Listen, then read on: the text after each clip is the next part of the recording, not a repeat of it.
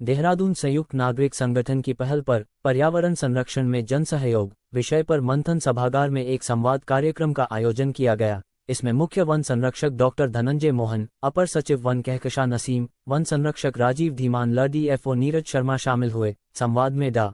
धनंजय मोहन ने कहा कि वनों के संरक्षण और संवर्धन में जन सहयोग को सुनिश्चित बनाने के लिए सभी स्तर पर प्रयास किए जाएंगे। संचालन संगठन के सचिव सुशील त्यागी ने किया। इस अवसर पर पर्यावरण प्रेमियों ने कहा, उत्तराखंड में अतिक्रमित 11,814 वनभूमि से अब तक 1380 हेक्टेयर भूमि ही इससे मुक्त कराई जा सकी है। शेष 10,000 अतिक्रमण की चपेट में आई वनभूमि के रहते उत्तराखंड को प्रतिपूरक वृक्षारोपण हेतु अन्य राज्यों में भूमि तलाश करना गंभीर चिंता का विषय है। योगी के बुलडोजर को लेकर इस भूमि को पुलिस, एसओडीओ, आरओएफओ के सहयोग से इसे खाली कराया जाना राज्य के हित में है। इनका सुझाव था कि पहाड़ में सड़कों के चौड़ीकरण, 4 धाम मोटर मार्ग, नए दून दिल्ली एक्सप्रेसवे में काटे गए लाखों पेड़ों के बदले इन सड़कों के किनारे छायादार फलदायी वृक्ष नहीं रोपित किए गए हैं। भूस्खलन, भूधसाव को रोकने के लिए यह जरूरी है कि जनसहयोग से यहां हरेला में व्यापक अभियान चलाया जाए। दून वासियों की मांग थी कि दून में रिस्पना बिंदाल नदियों के किनारे रिवर डेवलपमेंट फ्रंट योजना में विकसित 0.5 किलोमीटर भूमि पर वन विभाग हजारों पेड़ों का वृक्षारोपण कर अर्बन फॉरेस्ट विकसित किया जाना चाहिए।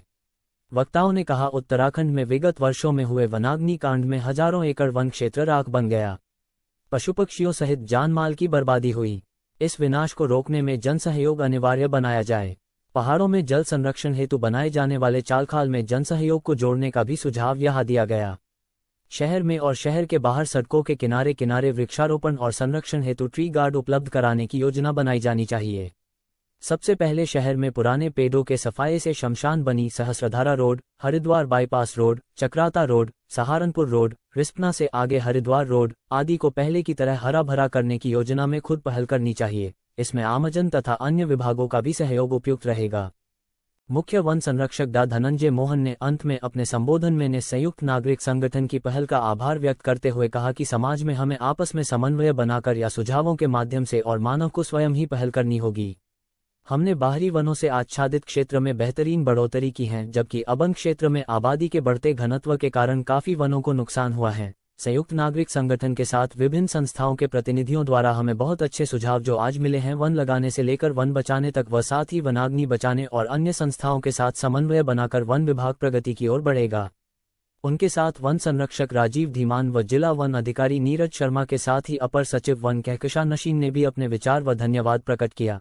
आज संवाद में ब्रिगेडियर के ओजीओ बहल, सुशील त्यागी, डॉक्टर ब्रिज मोहन शर्मा, नवीन कुमार सदाना, प्रदीप कुकरेती, मनोज ध्यानी, कर्नल विक्रम सिंह थापा, देवेंद्र पाल मोंटी, जगदीश बावला, जीओसीओ भट्ट, पदम सिंह थापा, चंदन सिंह नेगी, खुशवीर सिंह, प्रकाश नागिया, यशवीर आर्य, जीओएसओ जस्सल, अवधेश शर्मा, प्रिंस कपूर, परमजीत सिंह कक्कड़, पीओसीओ नागिया, विश्वदत्त बजाज, अब्बास, कर्नल वीओएसओ थापा, अखिलेश अंथवाल, नीरज उनियाल, जिस्मिदुर कौर जस्सल, जीतमनी पेन्युली आदि शामिल थे। कार्यक्रम के समापन पर वृक्षारोपण हेतु पीसीसीएफ डा. धनंजय ने संवाद में शामिल अतिथिगण को अनेक प्रकार के उपयोगी पौधे भेंट करते हुए आशा व्यक्त की कि आगामी हरेला महोत्सव को सफल बनाने के लिए सभी दूनवासी एक एक पौधा जरूर लगाएंगे।